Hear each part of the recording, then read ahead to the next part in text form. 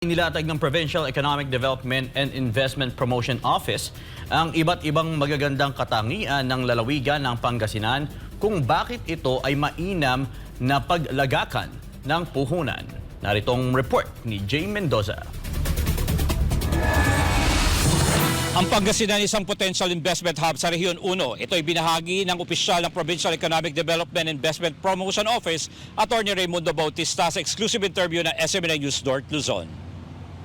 Inilatag ni Atty. Raymundo Bautista kung bakit maganda para sa mga namumuhunan na mag-invest sa lalawigan ng Pangasinan. Anito, malaki ang ambag ng probinsya sa food production ng bansa. Una kasi, ang Pangasinan ang food basket ng Region 1. So, dito nang gagaling halos 80% ng bangus sa buong Pilipinas. No?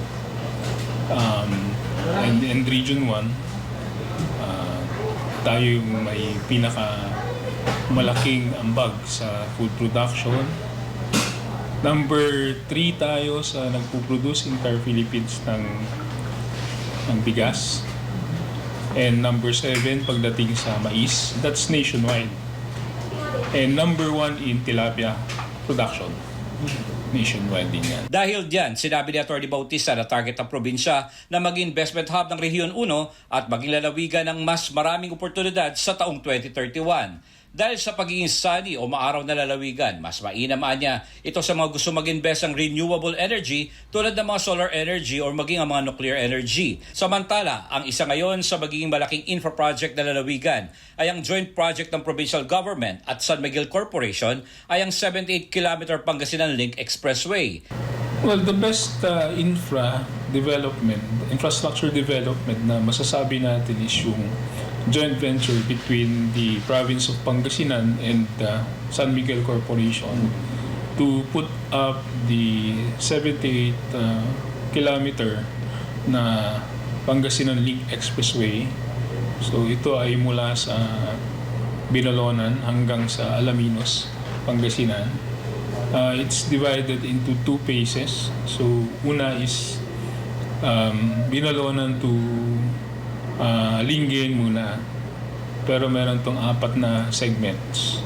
And then yung second phase is yung Lingayen to Alaminos. Dahil sa naturang proyekto, inaasahang mababawasan ang travel time papunta sa ibang mga bayan ng Pangasinan at bibilis ang transportasyon ng mga produkto. Bukod diyan, malaking ambag din anya sa ekonomiya na lalawigan ng sektor ng turismo tulad ng Alaminos 100 Islands at Giant Clams ng Bulinaw at ganon din ang agrikultura. Anya, nagsasagawa rin ang kanyang opisina ng policy recommendations upang mas mapabuti pa ang sektor ng ekonomiya sa lalawigan. Bukas gayon ang lalawigan ng Pangasinan sa mga interesadong investor na tiyak na makakatulong sa employment ng mga Pangasinense. Sa ngayon, nasa higit 2 taon pa lamang ang Provincial Economic Development Investment Promotion Office at patuloy ang kanilang ginagawang mga hakbang upang makatulong sa pagunlad ng ekonomiya sa lalawigan. Para sa Diyos at Pilipinas kumahal, J. Miguel Mendoza, SMNI News, North Luzon.